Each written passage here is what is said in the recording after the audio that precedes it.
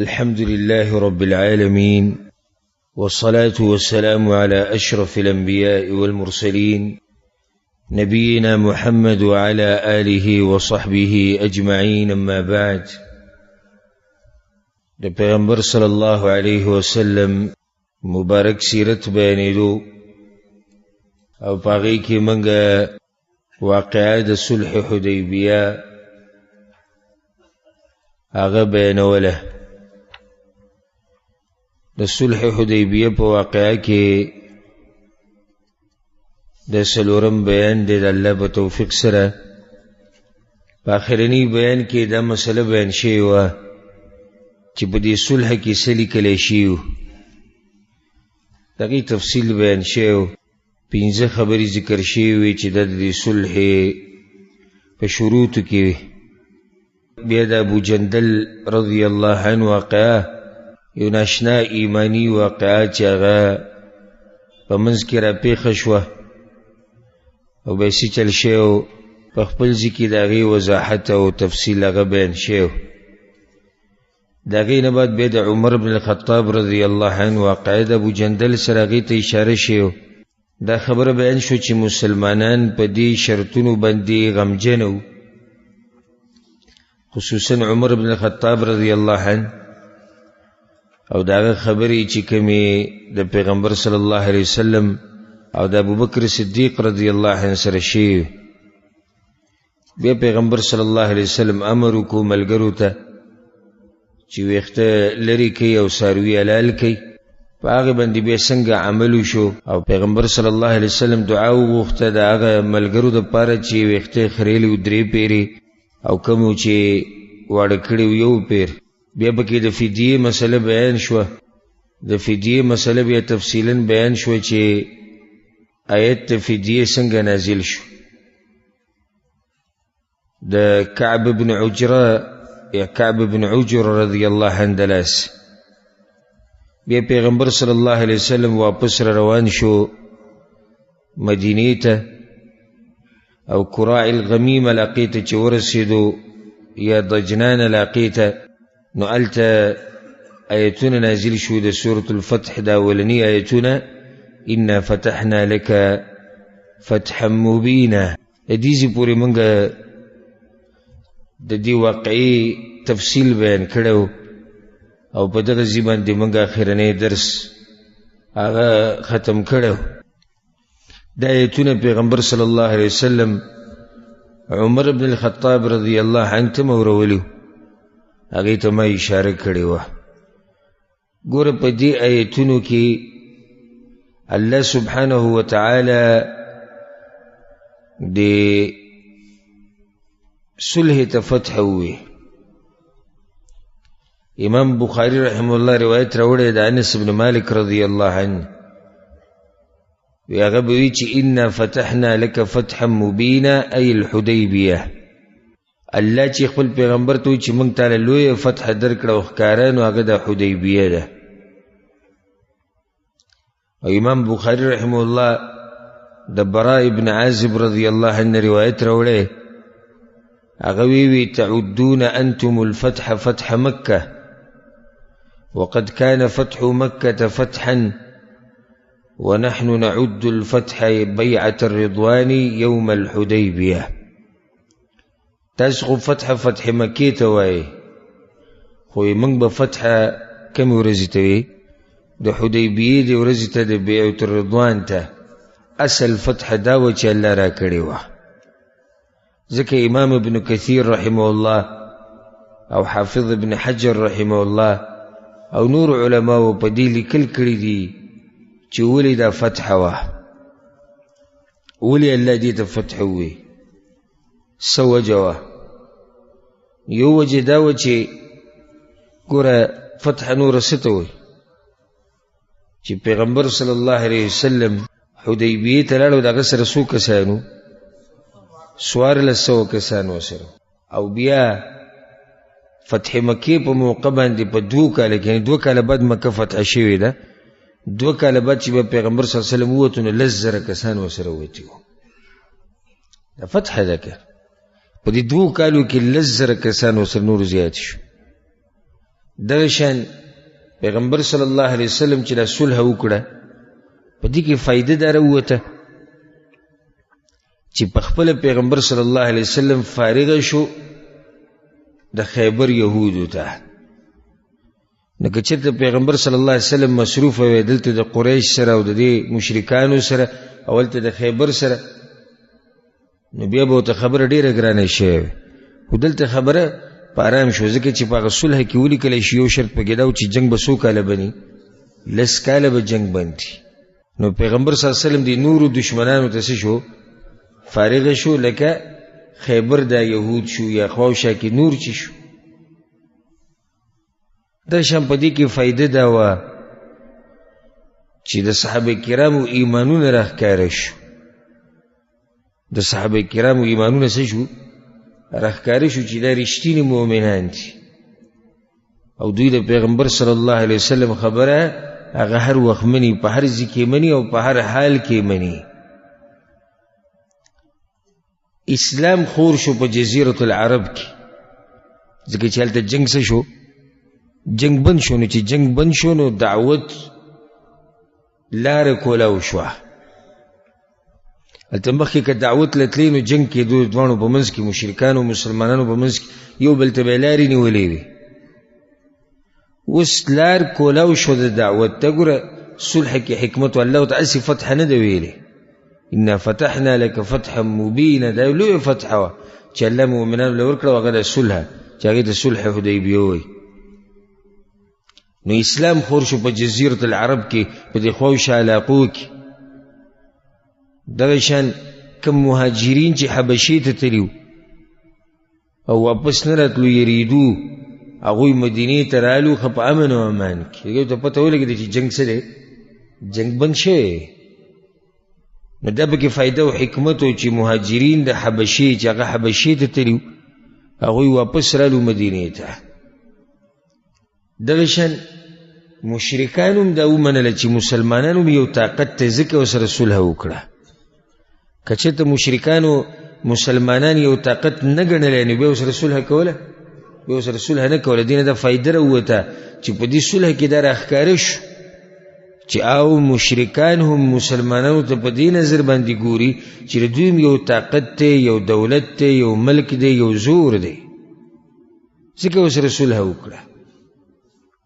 دې نه دا فایده راووته چې مؤمنان به د کافرانو سره میلاویدو، نو مؤمنانو ته لار د دعوت کولاو شوه. مخکې خو به د یو بل سره نشو میلاویدی کنه، په منځ کې جنګ روان. خو چې کله دا صلح وشوه نو مؤمن به د کافر خواله تو، کافر به د مؤمن خواله راتو، نو د دعوت هغه لار هغه کولاو شوه. در شان دا فایده پکې و چې علم نشر شو، ایمان نشر شو. صحابه کرام به ځای ته تلو، هلته به علم خورو، قرآن او حدیث به بیانول. ځکه الله سبحانه وتعالی دې صلح تسوي فتح، انا فتحنا لك فتحا مبینا. ابي الله سبحانه وتعالی دغه آیتونو کې ویلي دي مخکې سورة فتح کې واثابهم فتحا قریبا، او الله دې مؤمنانو له دا چې کوم تلي دي د صلح حدیبیې دپاره الله دوی له نږدې یو بله فتحه ورکړه. کومه فتحه وه؟ د خیبر فتحه وه. د خیبر زیری الله مؤمنانو ته مخکې ورکو چې دوی خوشحاله شي. همدې انشاءالله دې واقعاتو پسې د خیبر د غزا تذکیره به راځي انشاءالله. پای کې به څه چل شی و، څوک تلي و څوک نه و تلي، ټول تفصیل به هلته بیانوو انشاءالله. والله سبحانه وتعالی د مؤمنانو د خوشحالولو لپاره په هغه سورة فتح کې ورته دا ووایي واثابهم فتحا قریبا ومغانم کثیره.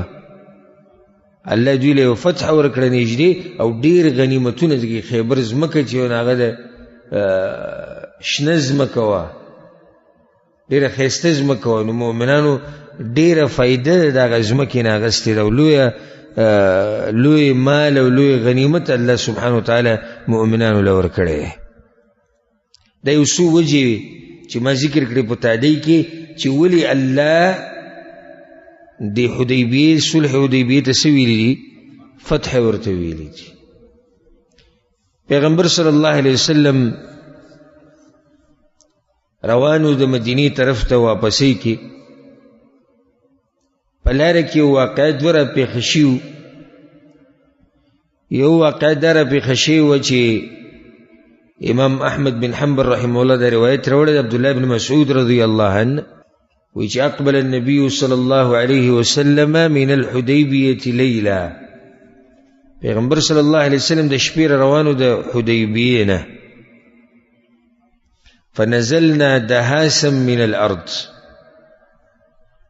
نو موږ په یو ځمکه باندې پړاو واچو چې هغه داسې نرمه ځمکه او ډېره سخته نه وه. نو پیغمبر صلی الله علیه وسلم من یکلؤنا، څوک به زمونږ چوکیداري وکړي، د شپې به څوک پیره وکړي. بلال رضی الله عنه انا. بعض روایتونو کې داسې راځي چې عبدالله بن مسعود وي، خو هغه روایت سندن کمزوری، کم کې چې داري چې عبدالله بن مسعود وي. صحیح روایت دا دی چې بلال رضی الله عنه وی یا رسول الله زه. پیغمبر صلی الله علیه وسلم ته اذن تنام، نو بیا خو به ته ویده شي، ته خو به څوکۍ کې، ته به پیرم کې، خو ته به څه شي، ته به ویده شي. هغه وی لا یا رسول الله، نه نه یا رسول الله ویده کېږم نه. بس هغه قشان شو څنګه چې پیغمبر صلی الله علیه وسلم ویده پاتې شو حتی طلعت الشمس، نور روخت، چې نور روخت نو فاستيقظ فلان و فلان، نمونه واغستو پلانه و پلانه و دوی رپاسی نور وال. فيهم عمر رضی الله عنه، چې یو پکې عمر رضی الله عنه. نو عمر رضی الله عنه خو ډېر سخت سړی و. د نورو صحابه کرامو لا غلي غلي کېدي چې اوس پیغمبر څنګه راپاسو، څنګه اواز اوچت کو، احضبوا راپاسوي، خبرې شروع کړي، پریچ راوده راپاسي. فاستيقظ النبي صلی الله علیه وسلم، پیغمبر صلی الله علیه وسلم راپاسي. نو چې څنګه پیغمبر صلی الله علیه وسلم راپاسي دو بيدوي ملګرو ته چې افعلوا كما كنتم تفعلون، و دې چلو کې لکه څنګه چې تاسو عام اوقاتو کې کوي، هغه د څه وکړي، سنت وکړو او بیا به مونږ کو سحر. کله چې هغوی دا کار وکړو نو پیغمبر صلی الله علیه وسلم ورته وی هکذا ففعلوا، دقه شان کار کوئ. لمن نام منکم او نسی، په تاسو کې چې څوک د پاتې شي یا چې مونځ هېر شي. دلته یو څو مسلې د دې مسلې سره تعلق ساتي. هغه ده اولنۍ مسله، قضا مونځ د هغه چا دپاره دی چې د هغه سره عذر وي. لکه یو سړی اوده پاتې شو، اراده یې ده چې زه راپاڅمه، ټیمپیس هم ځان ته ایښودی دی، موبایل هم ځان ته لګولی، و انسان دی اوده پاتې شو، دا سړی معذور دی. یا د یو سړي نه هېر شو، کله داسې هم کېږي د انسان نه مونځ بلکل هېر شي، بیا ورته اچانک راشي چې ما خو پلانی مونځ نه دی کړی، دا اوس معذور دی. قصدن عمدن چې څوک مونځ پرېږدي، صحیح خبره دا ده د دلایلو په رڼا کې چې د هغوی دپاره بیا د دې منظره ګرځول فایده نه ورکوي. و چې دا چې دوی یو لویه ګناه کړې ده، اوس بس توبه دې وباسي، الله ته یې جړاګانې کوي که الله معاف کړو. یو ډېره ښه ده که الله معاف نه کړو، الله مرضي ده. نو کوم سړی چې ځان ته موبایل ولګوي په 2 بجې باندې، ځکه چې په 2 بجې ډیوټۍ له ځي، یا په 8 بجې، ځکه چې 8 بجې کار له پاسي، او بیا د سحر مونځ کوي په کور کې د ښځو په شان، نو دا مونځ که دی 1,00,000 پیري وکړي الله یې نه قبلوي. ولې نه قبلوي؟ قصدن یې لیټ کړی دی. که ده چې په 2 بجې باندې موبایل ولګو، په 8 خو ښه اراده یې ده که نه چې زه به منځه دا ټیم پرېږدم، بیا به وروسته په خپله مرضۍ کومه. ځکه زه اکثر ما د ملګرو ته دا مسله بیان کړې م ده. اوس یو سړی د سحر مونځ د شپې په 2 بجې کې کېږي، په دنیا کې دې څوک مسلمان شته چې ووایي چې دا کېږي؟ یو هم نه وایي. یعنې د ټولو په اتفاق دی چې یو سړی قصدن عمدن مونځ مخکې کړي نو د الله نه قبلوي. نو بیا څنګه د ده دا قبلېږي دی چې قصدن عمدن یې لیټ کو؟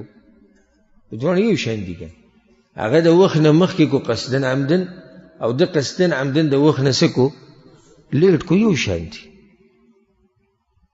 دا مونځ الله نه قبلوي، د فایده یې د ساتي. دا بس قصدن عمدن دا کار کوي نو دوی ته موږ دا وایو که ته 1,00,000 پیرې دا مونځ راوګرځې خو د الله نه قبلوي، ځکه چې تا په دین پورې یو قسمه ټوبې کړي دي. بل نوی کار دی په دین کې کړی دی چې دا مونځ په دغه ټیم کې نشته او ته یې کې. او حدیث کې دا راځي چې من عمل عملا لیس علیه امرنا فهو رد. چا چې داسې کار وکړو چې په هغې باندې زموږ د طرف نه امر نه و، یعنې په دین کې نوی کار و، فهو رد، نو دا کار مردود دی، الله یې نه قبلوي. او دا په دین کې نوی کار دی نو الله دا کار نه قبلوي. دلته بله مسله د قضا مونځ راګرځولو طریقه دا ده. پیغمبر صلی الله علیه وسلم وایي هکذا ففعلوا، دقه شان کوئ. دا طریقه په شریعت کې نشته او دا کمزوري خبره ده او د عوام اکثر بیانوي. لکه نن د سحر مونځ نه پاتې شو نو بیا به کله راګرځئ؟ سبا د سحر د منځه سره نه. داسې کې وګوره د پیغمبر صلی الله علیه وسلم نه مونځ پاتې شو چې څنګه راپاڅېد مونځ یې وکړو، چې څنګه راپاڅېد مونځ یې وکړو. دا پکې نشته چې سبا ته یې پرېږده و. بعض پکې لا دا کوي دغه ته چې لاړ شي دا حرم ته عمرې له او حج له، نو بیا هلته چې دی د هر مونځ سره یو مونځ ایسې کوي. وایي دلته یو مونځ په یو لاک دی نو موږ ورسره دا مونځ کوو، نو کوم زمونه قضا شوي دي هغه پکې راوګرځېدو.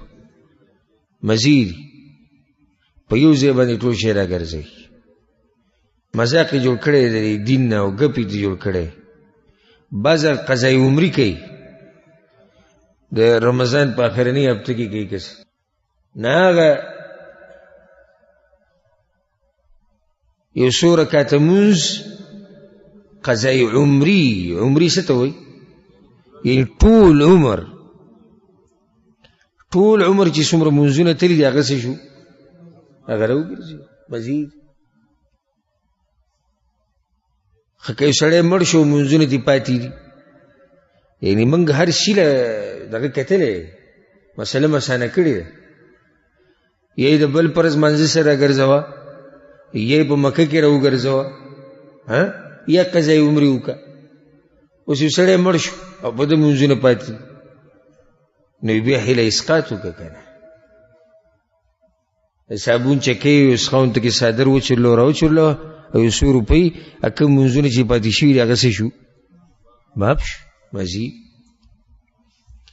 لکه چېرته د هیله اسقاط یې ګوره نوم هم هیله دی، هیله او کوي.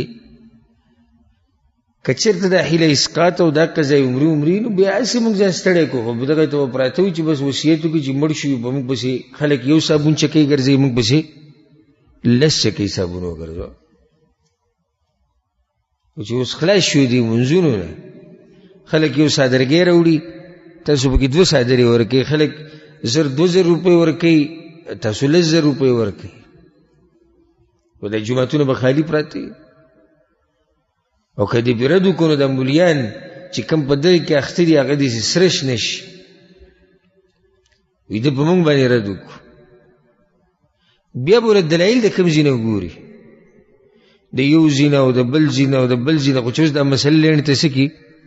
سیده کړي.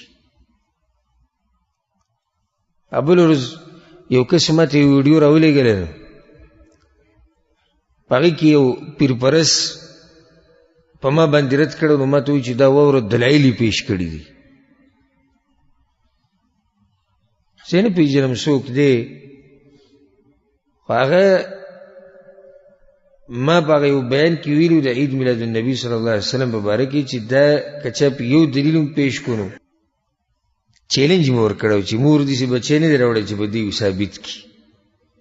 نو هغه وایي چې دا چیلنج ما ته قبول دی، زه به ته دلیل وښیم. نو ما چې ګورې ده به کوم دلایل لا جمع کړي. او زه الحمدلله که دغه بیان مې اورېدلی او که نه یې اورېدلی زه د خپلې مسلې نه مطمئن یم بیا هم ویم. نو بس بیا یو حدیث یې پیش کړو چې پیغمبر صلی الله علیه وسلم یو پیر راغی او صحابه کرام ناسو ذکر او اذکار کول په جمعات کې. وی پیغمبر صلی الله علیه وسلم دوی ته څه کوي؟ یا رسول الله، الله دا دومره لوی نعمت را کړی د اسلام، دا وحی تاسو را لېږلي، بس ناشو د الله شکرونه ادا کوو په دغې باندې. وی وګوره دا راجمع شوي دي که نه، د پیغمبر د راتلو په خوشحالۍ کې ذکر کوي. خلک وایي ماشاءالله. نور دلایل څه ته وایي؟ چیلنج قبول او دلیل پیش شو. دلیل دا دی لکه خلک پښتو کې یو متل کې وام دي کوم ځای او ډب دي د کوم ځای نه خېږي. دلیل به عید میلاد النبی او ته عام ذکر یو پیش کې. دویم هغه خو ذکر کړی دی، دا خو نه دي کړي چې نعتونه یې ویلي دي او نظمونه یې ویلي دي او شنه لیټونه یې لګولي دي، او خو دا نه دي کړي. دریم دغه ورځ د ربیع الاول خو نه وه، د ربیع الاول میاشت خو نه وه، نه 12 ربیع الاول و. څلورم هغوی داسې خو نه دي ویلي چې ستا په پیدایش باندې پروګرام کوو. هغوی شکر ادا کوو. نو شکر خو موږ ټول ادا کوو. د الله شکر موږ بار بار نه ادا کوو چې الله شکر دی چې دا پیغمبر رالیږلی. نو په دې مولیانو چې کله رد وکړي، بس دوی بیا کله یوې خبرې ته لاس اچوي او کله بلې ته وراچوي، او چې سیلاب یې راوالي نو دی بیا بوټو موټو ته هم لاس وراچوي چېرې څه شی مې اوس راټینګ کړي. ځکه یو مولا ما سره میلاو شوی و، صوفي و. خبرې اترې موږ کولې، ما نه پېژندو چې صوفي و، اگر که دا سټایل یې د صوفیانو. بیا وایي چې ته ردونه کوې په موږ باندې، موږ اورېدلي دي. ما زه خو ردونه په هغه کار باندې کوم چې هغه د شریعت خلاف وي. نو ولې ته د شریعت خلاف یې څه وي؟ نه بعض کارونه باندې ته ردونه کوې هغه شریعت کې اجتماعي. لکه څنګه وی لکه تا په یو درس کې زمونږ په اللهو اللهو باندې رد کړی، او زمونږ په دې وجد کې راتلو باندې تا رد کړی. وجد کې چې راشي هغه ګډېږي چې وی تا په دې باندې رد کړی، ما کړی. تا سره په ما څه دلیل شته؟ وی حدیثونو له به وروسته ځو اولې ته وی د قرآن نه ثابت و. ثابت کړه. وی الله وی چې ان ابراهیم لأواه حلیم. ابراهیم علیہ السلام اواه انسان. اواه په عربی کې ترجمه ده الله ته واپس کیدون کې. نو د دې اواه په مطلب ته پوهې؟ ما څه مطلب دی؟ د دې مطلب دی چې هو دا به ډېر کول. بعضې دا هوته دلیل پیش کو په دې اللهو اللهو باندې، په دې ګډېدو دې څه دلیل دی؟ وی الله وی چې لو انزلنا هذا القرآن على جبل لرأيته خاشعا متصدعا من خشية الله. کچته دا قرآن موږ نازل کړی په یو غر باندې، غر به ریزه ریزه شوی وی، نه چې دا غر ورته نه شي ټینګېدلی، موږ به ورته څه ټینګ شو؟ یو بس موږ پوره پاس په ځان بیا نه پوهېږو. هغه ټیم کې خو موږ په ځان باندې پوهېږو نه، یا خو وجد دی، هغه خو ځان له کیفیت ته ماته وایي. نه دا د دې مولیانو خبرې دي. قرآن او حدیث به تاوی را تاوی چې د څه سره برابر شي؟ د مذهب سره او د فتوی سره او د خپل خبرې سره برابر وي. قرآن او حدیث به دغې له تاوی را تاوی، خو دې نه تاویږي دې دپاره چې قرآن او حدیث ته برابر شي. قرآن او حدیث به چې قینچي راغستې د هغه به بدلې را بدلې چې د ده مسله ثابته شي. الله دې دغه مولیانو ته هدایت وکړي، او الله سبحانه وتعالی دې موږ ټول په دې حق باندې قایم او دایم لري. مسله ما دا بیانوله، اوږده شوه، فایدهمنه وه اگر که اوږده شوه، چې د منځه د قضا راوړو طریقه دغه یوه ده. کم ټیم کې چې راپاڅېدې د خوب اوږده پاتې شوی وي، راپاڅېدې به دغه ټیم کې وکړه، یا د هیر شوی کم ټیم کې رایت شو هغه ټیم کې به یې کوې. نو یو واقع دا په لاره باندې راغلی وه. دویمه واقع دا را پېښه شوې وه، امام احمد بن حنبل رحمه الله دا روایت راوړی، او امام ابو داود الطیالسی رحمه الله هم راوړی. پای کې دا دي چې د عبدالله بن مسعود رضی روایت دی چې موږ د پیغمبر صلی الله علیه وسلم سره د حدیبیې نه روانو، وضلت ناقة رسول الله صلی الله علیه وسلم، د پیغمبر صلی الله علیه وسلم دا اوخه دا پکې ورکه شوه. ویا ملګري پسې ګرځېدو چې وګورې پیغمبر صلی الله علیه وسلم دا اوخه چېرته تللی و، واقع دا راغلی و. نو چې فوجدت حبلها قد تعلق بشجره، دا هغه پړی چې کوم دی هغه په یو ونه کې نښتی و، نو هغلته اوښه ولاړه وه. فجئت بها الى رسول الله صلی الله علیه وسلم، نو هغه اوښه ما پیغمبر صلی الله علیه وسلم له راوسته. فرکب مسرورا، ډېر خوشحاله شو، پای باندې سور شو، روان شو. پیغمبر صلی الله علیه وسلم چې کله مدینې ته راغی او څه وخت یې تېر کو، نو بعض زنانې رالې چې هغوی هجرت کړی و. د کوم ځای نه؟ د مکې نه. ام کلثوم بنت عقبه بن ابي معيط رضی الله عنها. ام کلثوم او پلار یې ګوره ډېر غټ مجرم عقبه بن ابي معيط، دا د هغه لور ده. په دغه مدت کې، په دغه زمانه کې د ټول نه اولنۍ زنانه چې پیغمبر صلی الله علیه وسلم پسې راغلې د حدیبیې نه بعد، د صلح نه بعد، هغه د ام کلثوم ده. او په دغه ورځو کې ځوانه جنۍ وه. نو د هغې دوه وروڼه په هغې پسې شاته رالو، عماره او ولید. ولید او عماره دا دواړه د عقبه بن ابي معيط د هغه زامن وو. دوی په د خپلې خور پسې مدینې ته رالو. دا خور یې یوازې راغلې ده او یې زده کوي دینداري، یې زده کوي د دین دپاره قرباني. ته په دوه قدمه کې جومات ته نشي راتلی او ځان ته سوی، او ته په یو څو قدمه کې درس له نشي راتلی چې دین دپاره کښېني. یو زنانه په هغه زمانه کې روزي د مکې نه یوازې مدینې ته راځي. بیا پسې را دوه وروڼه رالو، چې رالو یا محمد صلی الله علیه وسلم اوفی لنا بما عاهدتنا علیه. لوز شی وګوره زموږ په منځ کې، زموږ منځ کې څه شی دی؟ لوز شی، صلح شی دی. پای کې یو شرط څه دی؟ چې کوم مسلمان شي او تاسو پسې درغی، نو تاسو به موږ ته واپس کوئ، او که تاسو نه څوک راغی نو موږ به نه واپس کوو. دا شرط لیکلی شوی دی په صلح کې. نو بس زموږ د خور را واپس کړه. پیغمبر صلی الله علیه وسلم ورته ویل نه، نه واپس کوم. او ورته ښه لوز ماتې او صلح وي نه، صلح د صلح په خپل ځای ده، عهد په خپل ځای دی. هغه ورته بیا څنګه را واپس کړې؟ وایي موږ خو په هغې کې زنانه نه وي لیکلي، په شرط کې خو زنانه نه وي. هغه د سړو خبره وه، زنانه موږ نه را واپس کوو. الله په هغه ځای کې ایتونه هم نازل کړو.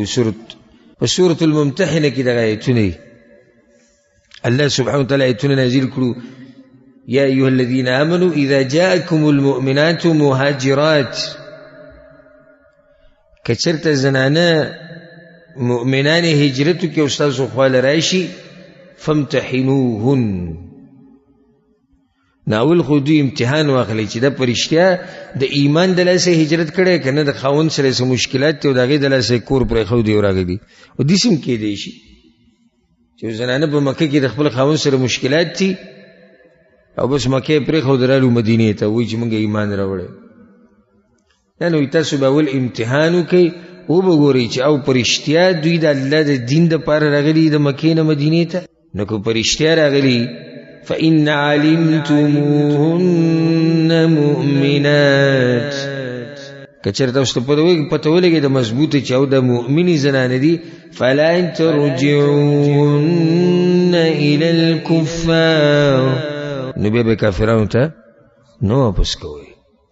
لا هن حل لهم ولا هم يحلون لهن، نه د زنانه د هغوی دپاره حلالې دي او نه هغه د زنانو دپاره حلالې دي چې مشرکان دي. وآتوهم ما انفقوا، که هغو د څه خرچې مطالبه کوي چې موږ پرې دا خرچه کړې ده، نو خرچه وله هغوی له ورکوي واپس. بل حکم پکې دا نازل شو ولا تمسكوا بعصم الكوافر او تاسو سره کومې کافرې زنانې دي هغه هم پرېږدئ کومې زنانې چې تاسو سره دي مشرکانې د مؤمنانو سره په نکاح کې دي نو هغه دې هم پرېږدئ دغه وخته پورې د دې مؤمنانو سره صحابه کرامو سره ډېرو سره پکې داسې ښځې وي چې هغه څه وي هغه مشرکانې وي کافرانې وي او چې کله الله سبحانه وتعالی په سورة الممتحنه کې د آیتونه نازل کړو او د حکم جاری کو چې کافر زنانه مشرک به د ځان سره نه ساتي نو به ډېرو صحابه کرامو خپلې زنانه طلاق کړي دا زنانه چې به د پیغمبر صلی الله علیه وسلم خواله راتلي نو پیغمبر صلی الله علیه وسلم به د هغوی سره بیعت کو هغه بیعت هم الله سبحانه وتعالی په سورة الممتحنه کې ذکر کړی دی چې دوی به شرک نه کوي دوی به زنا نه کوي دوی به غلا نه کوي دوی به بهتان نه تړي ټولې خبرې ذکر شوي نو پیغمبر صلی الله علیه وسلم به د هغوی سره د بیعت کوو خو په لاس نه په ژبه سره صرف هغوی ته وي دا کار به کوئ هغوی به واو قد بایعتکی پیغمبر صلی الله علیه وسلم ته به صحیح تا سره مې بیعت وکړو عائشہ رضی اللہ عنہ وی په صحیح بخاری کې دا روایت وی والله ما مست يده يد امرأة قط في المبايعة وما بايعهن إلا بقوله د پیغمبر صلی الله علیه وسلم لاس د دې یوې زنانه سره چې د پردي زنانه سره نه لګېدلی په ټول ژوند کې دې کې ډېر احتیاط پکار دی او زموږ د پښتانه دې کې ډېره بې احتیاطي کوي کور ته ننوځي بچی کمی زنانه بخپل ولی کې راځي هغه کور کې نه شي اکثر دغه سره لاس میلاو کی تر لور دا د ماما لور دا د تر خزر دا د ماما خزر دا پلانې دا د پلانې حالکه دې دغه لپاره محرم نه یو دغه سره لاس میلاو هل سړي حرام دي بلکې دې درجه پوری چې اکثر چې زنانه دې په عمر کې لګه مشري نو بیا دا هغه راونی شیخ کولین کې په دوه مخه باندې دا رواج دې د پښتنو دي څه ده کنه نه په دې کې ډېر احتیاط پکار دی او موږ به د الله سبحانه وتعالی دین هغه مخکې کوو د هر چا نه که څوک خفه کېږي که څوک خوشحالېږي او حدیث کې دا راځي چې کله دې د الله رضا لټول او خلک دنه خفه شو نو الله به درنه هم راضي شي او یو وخت به راشي چې خلک به درنه هم راضي شي او چې کله دې الله ناراضه کو او خلک دې خوشحاله کو نو الله به درنه ناراضي شي دا خو دې تبعوي شو د دنیا او د آخرت او د خلک به درنه شي دا به درنه ناراضه شي عائشہ رضی الله عنها وی چې پیغمبر صلی الله علیه وسلم چرته لاس نه دی لګولی پردي زنانه سره بلکې بیعت به په څه باندې کو په وینا سره به کو او دې آیت هم استثناء وکړه چې دا مهاجرات دا زنانه دا واپس نشي ورکولی نو عماره او ولید د عقبه بن ابي معيط دواړه زامن واپس لاړو مکې ته او قریش ته خبر ورکو چې هغه وایي چې زنانه په دې شرط کې نه دا کلثوم رضی الله عنها دا په ډېر پوخای اسلام قبول کړو بیعت کړو خو په دغه ټیم کې دا پیغمبر صلی الله علیه وسلم په سراله او د قیو زنانه ده د قیو زنانه ده چې د یک یوازې د مکې نه راوتې د مدینې ته راغلې ده او د کلثوم رضی الله عنها او دغه وخت کې به صحابه کرامو د خپل زنانه هم طلاق کړي لکه عمر بن الخطاب رضی الله عنه دغه دوه ښځې وي چې هغه په شرک باندې وي نو دوه طلاق کړي یوه قریبه بنت ابي امیه د طلاق کړه او دا د سلمه رضی الله عنها د پیغمبر صلی الله علیه وسلم د بیبي خور و قریبه قریبه طلاق کړه معاویه بن ابي سفیان رضی الله عنه به دغه سره واده وکړو او د دویمه طلاق کړه کلثوم بنت جرول نو د کلثوم بنت جرول چې د طلاق کړه نو بیا صفوان ابن امیه هغه ته واده شوی و دغه شان د عبد الله بن عباس رضی الله عنه روایت دی چې الحکم بنت ابي سفيان الحكم بنت ابي سفيان د حبيبه رمله رضی الله عنها د پیغمبر صلی الله علیه وسلم بیبي د دغه خور و الحکم د ابو سفیان لور دا د یو کس سره و چې د هغه نوم عیاض بن غنم الفهري، هغه ولم طلاق ورکو، بیا د هغې سره بل کس واده وکړو. تشان طلحه بن عبید الله رضی الله عنه په خپله وی لما نزلت هذه الآية ولا تمسكوا بعصم الكوافر، وی کله چې دا آیت نازل شو نو ما خپله ښځه اروا بنت ربیعه هغه ما طلاقه کړې وه. په دغه ټیم کې یو ناشنا واقعه بله راله، قصه د ابو بصیر رضی الله عنه. قصه د چا؟ ابو بصیر. ابو بصیر رضی الله عنه د خپل نوم دی عتبه ابن اسید الثقفي رضی الله عنه. دا ابو بصیر د قریشو سره هغو له قسمه قسم سزاګانې ورکولې، د دې ځان را خلاص کو او راغی چېرته؟ مدینې ته. ډېر سخت عذابونه د ته په مکه کې میلاو شوي. چې کله قریش خبر شو چې ابو بصیر خو تللی د مدینې ته، نو اخنس ابن شریق یو کتاب ولیکو، پیغمبر صلی الله علیه وسلم ته یو خط ولیکو، او په هغه خط کې ورته ولیکل چې ابو بصیر ستا خواله درغلی دی او زموږ په منځ کې لوز شي او چې کسان به ته موږ ته راواپس کوي. دوه کسان را لېږلي، یو د بنو عامر خاندانو، یو د هغه سره بل یو غلام و، د دواړه را لېږلي و دا خط ته دوی سره. نو کله چې د دواړه مدینې ته راورسېدو، پیغمبر صلی الله علیه وسلم ته ویل العهد الذي جعلت لنا، دغه لوز مبارک به څه کېږي کوم چې زموږ په منځ کې شی و. پیغمبر صلی الله علیه وسلم ابو بصیر ته آواز وکړ، دواړو له واپس ورکړو. ابو بصیر ته وی موږ لوز کړی. خیال هم دې واقعي ته که نه، که چېرته داسې واقعه نن سبا را پېښه شي نو د کورني مفتیان به ګورې څومره ټاپې د کفر لګوي. پیغمبر صلی الله علیه وسلم ابو بصیر راواغستو، هغه دواړو له ورکوي. بس پوهېږئ هغوی د ابو بصیر د ځان سره روان کړو، د ذوالحلیفه علاقې ته راورسېدو. ذوالحلیفه کوم ځای کې دی؟ د مدینې د میقات. چې دغه ځای ته راورسېدو، د هغوی سره څه کجوره وایي، موږ دا کجوره خورو. راکوشو به دیم د ځان سره راکوز کړو. نو ابو بصیر دغه کس ته ویله، کوم چې عامري د بنو عامر خاندان، وی والله انی لارى سیفک هذا یا فلان جیده، فلانی دا توره ډېره مزداره ده. هغه بل ول راواغسته، کوم چې دا سره غلام وي، دا خو والله انه لجید، دا خو ډېره مزیداره توره ده. لقد جربت به ثم جربت، په دې ما ډېر جنګونه کړي دي، ډېر جنګونه ما په دې باندې کړي، دا خو مزداره توره ده. ابو بصیر ورته اریني انظر الی، ته راکړه وینو چې دا توره زه وینم او ما ویني. بچې څنګه یې چې دا توره واغسته او ډایرکټ یې پرې د هغه عامري چې بنو عامر خاندان و، د هغه دا سټ یې پرې و، سیرت کې راځي حتی برد एकदम یخ شو، ساعت یې ووته. دویم چې کوم و غلام،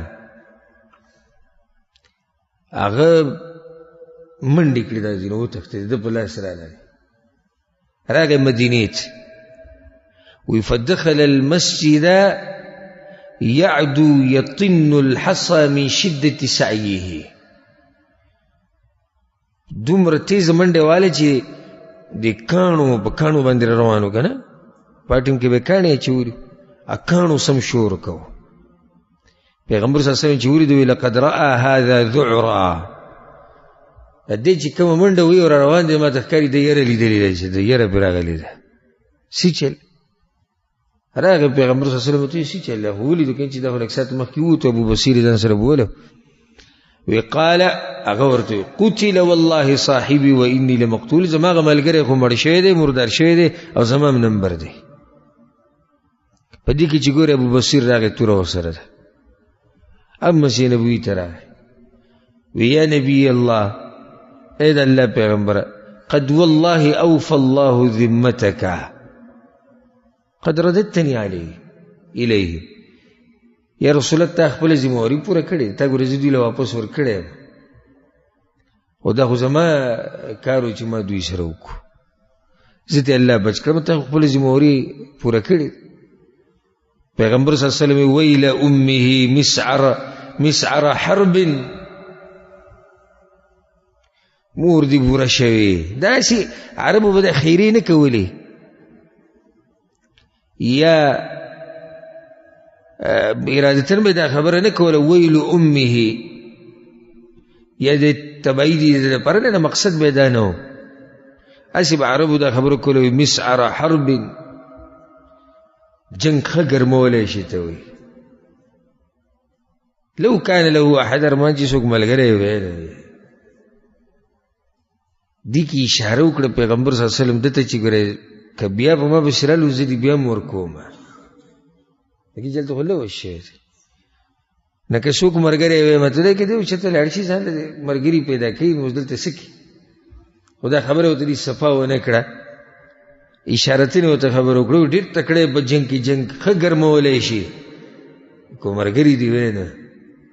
اب پوه شو په دې خبره باندې چې یاره پیغمبر صلی الله علیه وسلم بیا م ورکوي، نو بیا لاړ د دریاب په غاړه باندې اوسېدو، سیف البحر.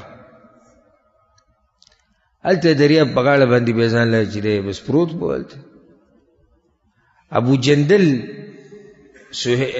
د سهیل بن عمرو غزوې دغه واقعه خو تاسو اورېدلې وه که نه؟ کوم بیان کې تېر شوي بیان کې ابو جندل هم ځان خلاص کړو د قریش نه، او هغه خبر شوی د دې قصې نه چې ابو بصیر تللی دی او د دریاب په غاړه باندې اوسېږي، بس هغه پسې هم لاړ.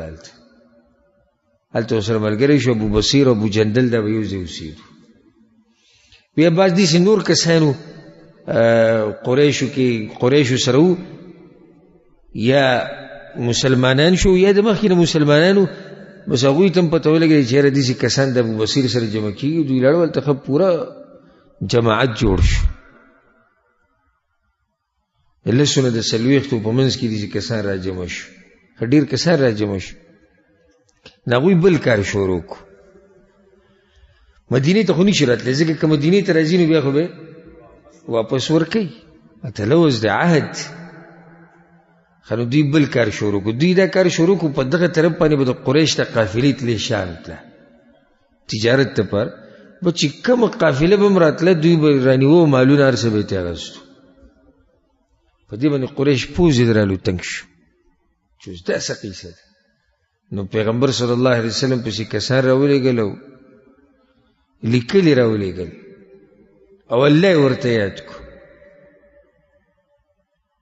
او دی ورته ووایي چې څوک چې ستا خواله درځي موږ له واپس مه راکوه، ان اسقطنا هذا الشرط من الشروط، موږ دا شرط لرې کړی.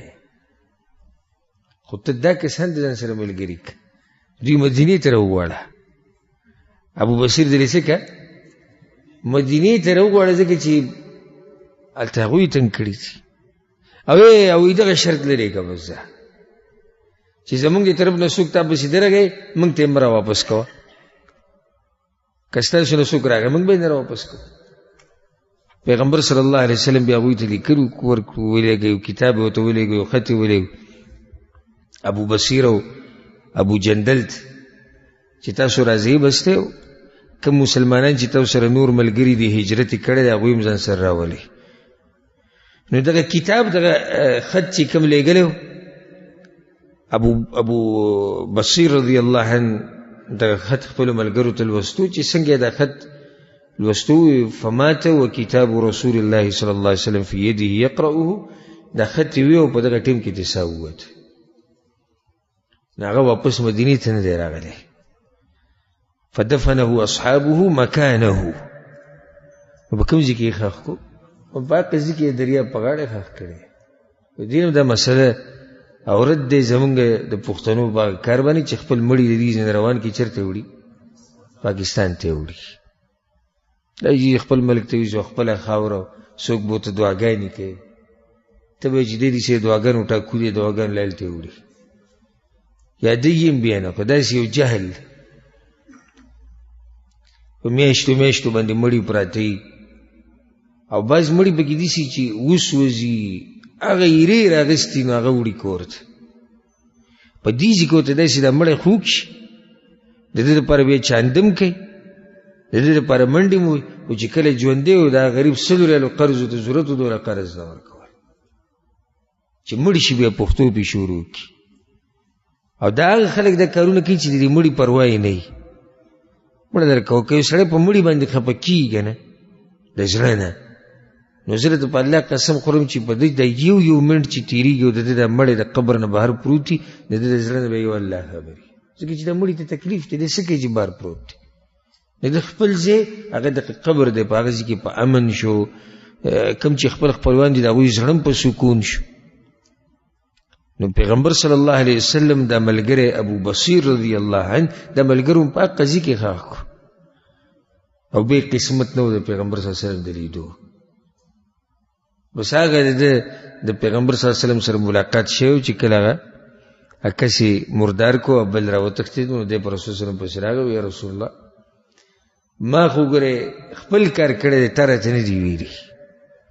د پیغمبر صلی الله علیه وسلم جنگ ډیر خګر مې خو ملګری کې در سره وي. دغه د پیغمبر صلی الله علیه وسلم اخرنه ملاقات و د ژوند دي سناشنای چې انسان ته هیڅ پته نه لګي چې بیا به زمونږ ملاقات د انسان سره کیږي او کنه کیږي. نو ځکه د یو بل سره د مینې محبت تعلقات ساتي، د یو بل سره ښایسته خبرې کوي. کیدای شي د ملګري سره د رور سره د دوست سره ستا د ملاقات د اخرنه شي. او ابو جندل رضی الله عنه دغه سره چې کوم مسلمانانو هغه واپس رالو چېرته مدینې ته.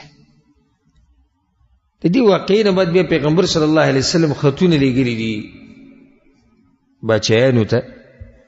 اووم کال د هجرې کې دې کې قصه ختمه شوه، واقعیت ختم شو. د کوم کال؟ د شپږم کال. زموږ د څومره تفصیل چې روان و ټول په شپږم کال په مسلو کې روان. خو د دغه واقعیت به انشاءالله در روان درس نه شروع کوو. په اخره کې یو څو فایدې ما را جمع کړي دي، مختصر به ذکر کوو، د بعضو تفصیل مخکې تیر شوی.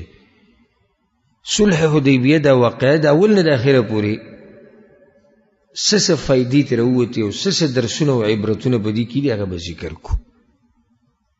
د ټولو نه لویه فایده زموږ دپاره هغه دا ده چې د الله په شریعت کې همیشه خیر دی، په دنیا کې مو په آخرت کې. د الله په شریعت کې همیشه څه دی؟ خیر دی، شر پکې بالکل نشته. اوس ګوره دا صلح ولیکلی شوه، په دې باندې الله راضي و ځکه خو دا صلح ولیکلی شوه که نه، صلح وشوه. ظاهره کې بس صحابه کرام په دې باندې خپه هم شو. وګوره په هغه کار کې څه و؟ په کې خیر و. نو په شریعت کې او د شریعت په کارونو کې ټولو کې خیر دی، په دنیا کې او په آخرت کې. چېرته د شریعت کارونه په ځان باندې درانه ونه ګڼي چې یاره دا کار ډېر دروند دی، دا به ګوره څه کېږي. نه کېږي به دا چې په دې کې خیر دی. یو فایده دې نه در ووته چې ښه فال نیوه جایز دي. کوم ځای کې؟ سهیل چې کله راغی، سهیل ابن عمرو، نو پیغمبر صلی الله علیه وسلم څه ووایي؟ وایي ستاسو کار څه شو؟ آسان شو. سهیل سهل قد سهوله. نو ښه فال نیوه څه دي؟ دا جایز دي. او د دې مسلې تفصیل په خپل ځای کې شوی. درېیمه فایده دې دا راووته چې ستورو باندې عقیده ساتل او هغې ته د څه شي نسبت کول چې دا کار دا ستوری کوي، نو دا کار شرک دی او کفر دی. کوم ځای کې دا فایده؟ باران چې شو حدیبیه کې، سحر له پیغمبر صلی الله علیه وسلم بیا خبره وکړه، حدیث بیان کو، حدیث قدسی چې الله وایي. څلورمه فایده دې دا راووته چې د پیغمبر صلی الله علیه وسلم د آثارونه، د هغه د بدن نه، د هغه د لاړو نه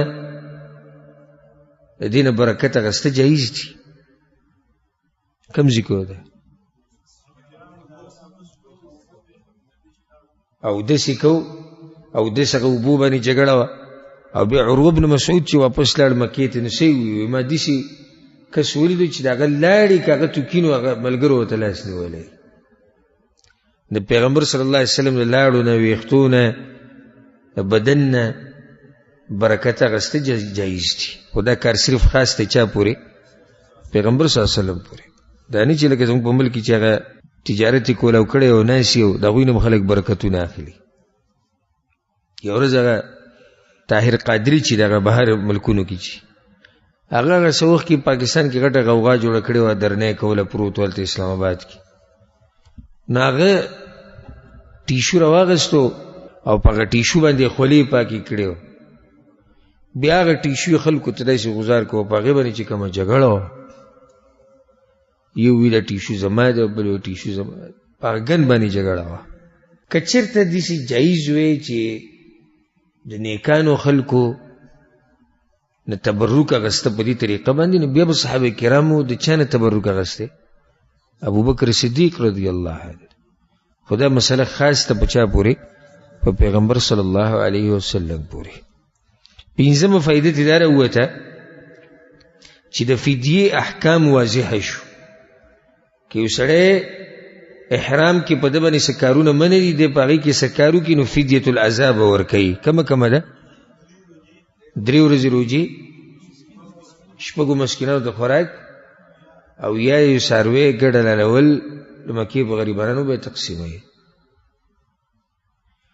دغه شان 8مه فایده ده دا راووته چې د ویښتو خریل په عمره او په حج کې غوره دي د وړه کولو نه. کوم ځای نه مسله راووته؟ پیغمبر صلی الله علیه وسلم 3 پیرې دعا کړې ده دا هغو دپاره چې ویښتې خریلي دي، او یو پیرې دعا کړې ده چې کوم واړه کړي دي. 9مه فایده دې دا راووته چې کله باران ډېر تیزي نو بیا په کور کې لمونځ کول څه دي؟ جایز دي. دا فایده کوم ځای راووته؟ حدیبیه کې داسې شي پیغمبر صلی الله علیه وسلم د طرف نه اعلان وشو چې الصلاة فی رحالکم، لمونځ په کوم ځای کې کوئ؟ په خپلو ځایونو کې وکړئ. 8مه فایده دې دا راووته چې د لمونځ قضا به څنګه راګرځي چې څوک ترې اوده پاتې شي. دا لږ ساعت مخکې تفصیل وشو. 9مه فایده دا راووته چې د پیغمبر صلی الله علیه وسلم خبره به مني اگر که ستا د عقل خلافي. څنګه؟ عمر بن خطاب رضی الله عنه، نور صحابه کرام، هغوی په ذهن کې دا و چې څنګه په دې شرطونو باندې ته راضي شوې، خو بیا به هم د پیغمبر صلی الله علیه وسلم خبره مني. دا زموږ دپاره ګوره غټ درس دی. چونکې چنانچې څنګه او کیونکې او زمونږ ملک او پښتانه او زمونږ معاشره او زمونږ عادات او زمونږ تقالید او زمونږ دا او زمونږ مولیس او زمونږ کتاب او نه چې د پیغمبر خبره راورسېده، که ستا عقل مني او که نه مني، خو په هغې باندې به څه کوې؟ په هغې به عمل کوي. څو فایدې شوې؟ 10مه فایده پیغمبر صلی الله علیه وسلم ښایسته طریقه په تربیت د صحابه کرامو کې څومره ښایسته طریقه باندې تربیت کو چې کله روان کړم دی ورته ووایي استعینوا بالله، مرسته غواړي د چا نه؟ د الله نه، او د الله په نوم باندې شروع وکړئ. غره ته چې خیجول ثنیته، نو که څوک به د ټول نه مخکې د غره ته وخیجو الله به ترې ګناهونه ورېږي. داسې په ښایسته طریقه باندې تربیت کو. نو موږ له هم پکار ده خصوصا علماو له او طالبانو له او واعظینو مقررینو له چې د امت تربیت په یو ښه طریقه باندې وکړي. 11مه فایدې ته دا راووته چې د کافرانو سره هم صلح جایز ده چې کله پکې مصلحت وي. د کافرانو سره صلح جایز ده چې کله پکې څه مصلحت وي. دا فایده کوم ځای راووته؟ صلح حدیبیه ټوله مسله هم دقیق روانه ده. 12مه فایده دا راووته د صحابه کرامو ناشنا محبت د پیغمبر صلی الله علیه وسلم سره. کوم ځای؟ او داسې کو په اوبو به جنګ کو، ګیرې له چې لاس وړلو کافرنو دغه ورته څه وویل مغیره بن شعب رضی الله عنه، یا لاس سترګې کې نه پرېږدو، او داسې نور واقعات پکې. 14مه فایدې ته راووته چې صحابه کرام بخلی شوي دي. کوم ځای دا فایده راووته؟ بیعة الرضوان، لقد رضي الله عن المؤمنین اذ یبایعونک تحت الشجره. 14مه فایده دا راووته چې د الله د دین دپاره به غیرت کې. ابوبکر صدیق رضی الله عنه هغه مشرک ته ووایي امصص بذر اللات، ته زه وایي د لات بوت عورت سټه را سټوي. نو دې کې دا سختې خبرې د یو غیرت و د چا دپاره؟ د دین دپاره.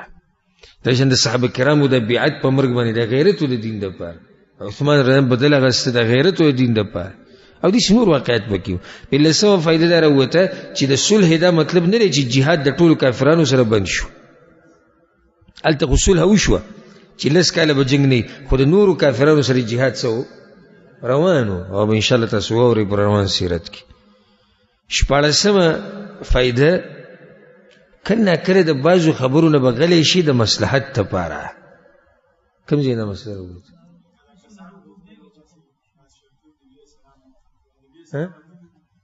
د پیغمبر صلی الله علیه وسلم نوم ورانول. پیغمبر صلی الله علیه وسلم خپل نوم رسول الله ته وران کو او بسم الله الرحمن الرحیم الرحمن الرحیم ټیکټ کو او مصلحت پکې ونو کله کله به ته د مصلحت لپاره د بازو کارونه غلې کیږي. ولسمه فائدې دې دروته چې مشرک خپل او د مشرکانو په منځ کې واسطه جوړولای شي لکه بودیل ابن ورقه.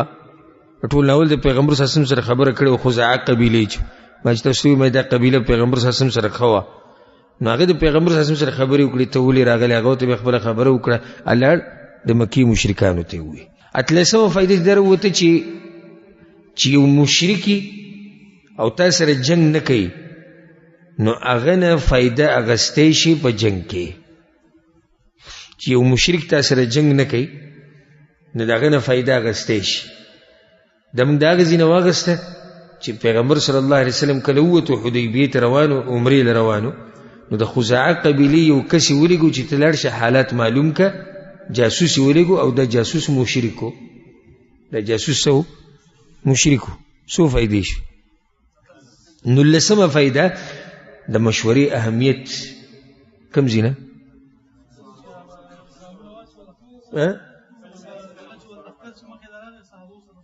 پیغمبر صلی الله علیه وسلم د صحابه کرامو سره مشوره وکړه چې کله لخر مخې لراغی او خالد ابن الولید په مشرو چې وسوکو او دغه شان د ام سلمہ رضی الله عنها سره مشوره کړې په سر خریلو کې او ساروی علالولو کې. شلمه فائدہ دینه دروته چې اسلام زنانه له اوچت مقام ورکړي. کوم ځای دا فائدہ راوته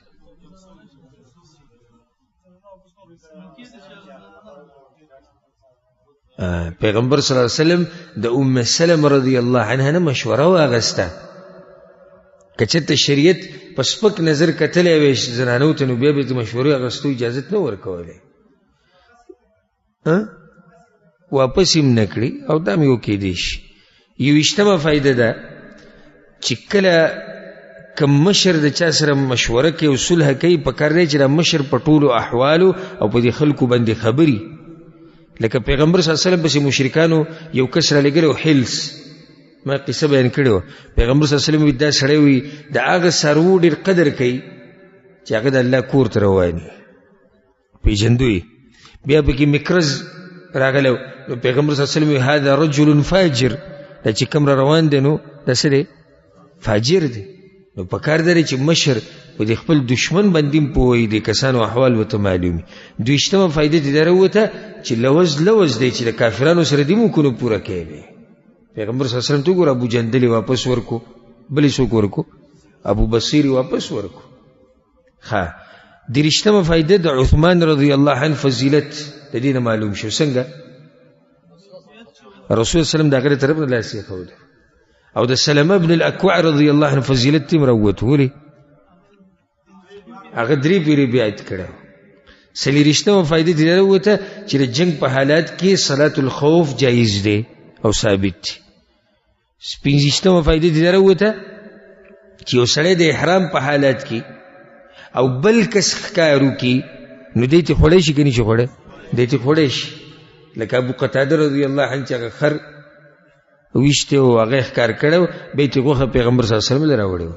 شپږشتمه فائدې دې دا راوته چې د پیغمبر صلی الله علیه وسلم معجزې راښکارې شوې په دې واقعه کې کوم ځای کې او داسې چې کو د ګوتو نه د ګوتو د دې منځونو نه د دې ګورتونو نه اوبه روانې شوې. ویشتمه فائدې دې دا راوته چې د ابوبکر رضی الله عنه اوچت شان دی او یو اوچت ناشنا انسان. کوم ځای دا قصه بیان شو عمر رضی الله عنه چې کله داغه نه تپوسو کاته خبر وکړه ناغم اقشن جواب ورکو کم جواب چې چا ورکړو پیغمبر صلی الله علیه وسلم ورکړو. اتشتمه فائدہ دی نه دروته عمر بن الخطاب رضی الله عنه هغه ونه پرې کړې وه د کومې لاندې چې بیعت شو. نو دغه شان چې د هر شي نه فتنه جوړېږي دا یې ختمول پکار دي. حدیث ځایونو نه فتنه جوړېږي وایي دلته پیغمبر و دلته دا شي دلته دا شي، نو که هغه ختم کړي په دې کې څه حرج نشته. یو کم دېرشمه فایده او نهشتمه په دې شرط کې زنانه نه وي، نو ځکه هغوی مستثنا شوې. واقعا اوس ذکر شو لږ ساعت مخکې چې پیغمبر صلی الله علیه وسلم هغه ام کلثوم واپس ورنه کړه. دېرشمه فایده او دا به اخرنی ذکر کو چې اسلام د قربانۍ دین دی. اسلام د څه دین دی؟ قربانۍ دین دی. قرباني غواړي په دې نه کېږي چې ته به ناسې ډډه به دې لګولې خپه به دې په خپه اچولي او بس الله دې بس په اسلام رحم وکړي او الله دې په مسلمانانو رحم وکړي. نه، دې لپاره به محنت کې، د دې لپاره به کوشش کې. صحابه کرامو ته وګوره د کوم ځای نه روان شوي دي او بیا هلته په حدیبیه کې 6 ورځې پراته وو، څومره سختې تېرې کړي. دا ټول د الله سبحانه وتعالی دین دپاره. ابو جندل ته وګوره، ابو بصیر ته وګوره رضی الله عنهما، او دې نور ډېر واقعات په منځ کې راغلي. ام کلثوم ته وګوره، یو زنانه یوازې د مکې نه مدینې ته را روانه ده. نو اسلام دین هغه دین دی چې قرباني غواړي. قرباني که د مال ده، قرباني که د بدن ده، که د بچو ده، که د مور پلار ده، که د عزت ده، د هر شي قرباني به ورکوي د دې دین دپاره. دې سره زموږ د درس اختتام ته ورسېدو. انشاءالله د اووم کال چې کوم واقعات دي او پیغمبر صلی الله علیه وسلم چې بیا کوم خطونه لیږلي دي کافرانو ته او د کافرانو هغه بچیانو ته، هغه خطونه به انشاءالله پر روان درس کې بیانو چې چاته خط لیږلی او څه شی پکې لیکلي. الله سبحانه وتعالی دې موږ د پیغمبر صلی الله علیه وسلم په نقش قدم روان کړي، او الله سبحانه وتعالی دې څنګه چې موږ په دې مبارک جومات کې یو ځای کړي وو دغه شان دې الله موږ او څوک چې دا بیان ګوري او څوک چې اوري، الله دې موږ ټول د پیغمبر صلی الله علیه وسلم سره او د صحابه کرامو سره په جنت الفردوس کې یوځای کی. هذا والله اعلم وصلى الله وسلم على نبينا محمد وعلى آله وصحبه اجمعين.